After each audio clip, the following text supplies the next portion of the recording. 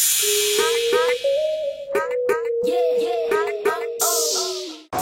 semuanya, selamat datang di Athena Iker. Saya Athena Iker. Kali ini kita akan membahas tentang squat. Squat adalah salah satu compound exercise atau exercise yang melibatkan banyak sendi dan otot yang saya sukai. Kenapa? Karena dia menggerakkan seluruh anggota tubuh bagian bawah seperti paha, glute.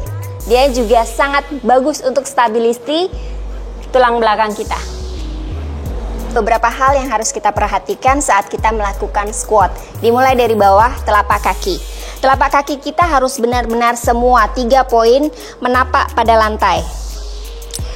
Oke, ada 2 versi. Jari-jari kaki menghadap ke depan, ini biasanya untuk screening. Pada saat kita sudah melakukan squat untuk berat tubuh, kita bisa membuka sedikit. Tapi poinnya adalah telapak kaki benar-benar menempel pada lantai. Yang kedua adalah posisi tubuh pada saat turun.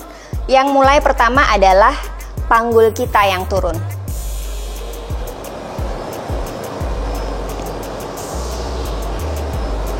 Pada saat naik, squeeze pantatnya. Yang harus diperhatikan lagi, lutut. Dia harus mengikuti arah telapak kaki jari-jari kita. Beberapa kesalahan yang terjadi atau yang dilakukan pada saat squat. Yang pertama, dari bawah dulu ya. Ankle. Ada karena mobility yang kurang, dia akan terangkat tumitnya atau bagian jempol terangkat seperti ini. Oke.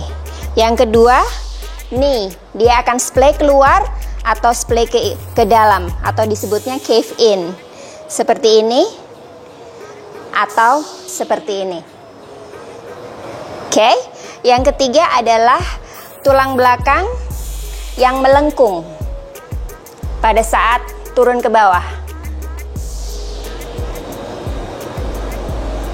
Oke.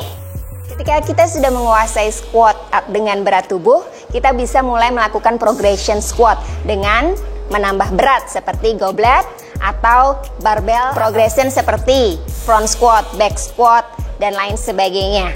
Yang paling penting adalah tetap menjaga forms. Kalau form tetap terjaga, squat bisa menjadi sahabat kamu. Tapi kalau enggak, bisa menjadi musuh kamu.